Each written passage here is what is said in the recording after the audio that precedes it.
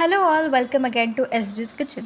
खूप दिवसांआधी मी दहीवड्याचा video shoot केला होता, बट तो अपलोड करायचा राहून गेला. सो चला बघूया मी कसा प्रयत्न केला दहीवडे बनवण्याचा. सो सुरुवातीला मी उडदाची डाळ घेतली होती, ती रात्रभर भिजत घातली आणि दुसऱ्या दिवशी ती दळून घेतली.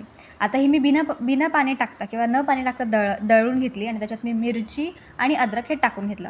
त्यानंतरून मग मी ते दळून झालेलं बॅटर एका बाउलमध्ये काढलं, त्याच्यात थोडंसं जिरं आणि थोडंसं मीठ टाकलं मी आणि त्याचं प्रॉपरली फेटून घेतलं, जेणेकरून आपल्याला त्याचे भजे काढता येतात. थोडं साईडला रेस्ट ठेवून दिलं. आता मी साईड बाय साईड घेते त्याचं वरचं ड्रेसिंग जे आपण टाकतो ते बनवायला. तर त्यासाठी मी घेतलं दहीत साखर टाकल्याचं प्रॉपरली विस्क करून घेतलं, फिटवून घेतलं. त्याच्यानंतरून वडे काढून झाल्यावर आपल्याला ते भिजत घालायचे, तर त्यासाठी मी पाणी, त्याच्यात थोडंसं मीठ आणि हिंग टाकलं आहे. आता या जागेनं तुम्ही ताक घ्या, कारण मला मम्मीने सांगितलं नंतर की ताकात ते असं प्रॉपरली भिजतील असं तिने सांगितलं. सो मी पाणी घेतलं आणि ते बाजूला साईडला ठेवून दिलं. आता मी वडे काढून घेतले, याचे भजे काढले किंवा वडे काढले तुम्ही म्हणू शकता. आता टाकताना भज्यांची साईज थोडीशी मीडियम ठेवा, कारण ते जेव्हा फ्राय होतात तेव्हा त्यांची साईज वाढते किंवा ते फुलतात.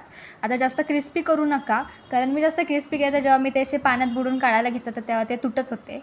माझा प्रयत्न होता तो, सो तेवढं माफ करून द्या. ओके. सो त्यासाठी आता मी हे पाण्यात टाकलं आणि थोडंसं भिजत घालायला लावले. आता त्याच्यात थोडेसे भिजले की असं ते प्रॉपर त्यातलं पाणी पिळून घ्यायचं, स्क्वीज करून एका बाउलमध्ये टाकून घ्यायचं. त्याच्यावरती हे जे दही आपण साखरेचं दही केलं होतं, म्हणजे साखर आणि दही मिक्स केलेलं, तर त्याच्यावरती टाकून त्याच्यावरती गोड चटणी, शेव, लाल तिखट आणि चाट मसाला टाकून घ्या. आता माझ्याकडनं ग्रीन चटणी, जी हिरवी चटणी असते ना, ती राहून गेली टाकायची. आता मी ते लाईक आमचं ते असं इमिडिएट ठरलं होतं की बनवायचं. सो मग मी सामान आणायचं बघितलं नाही, एवढे कुठाने घेतले नाही, जे घरात होतं त्याच्याने बनवलं. सो अशा प्रकारे सगळं ड्रेसिंग प्रॉपरली टाकून बनले आमचे दहीवडे. Thank you for watching.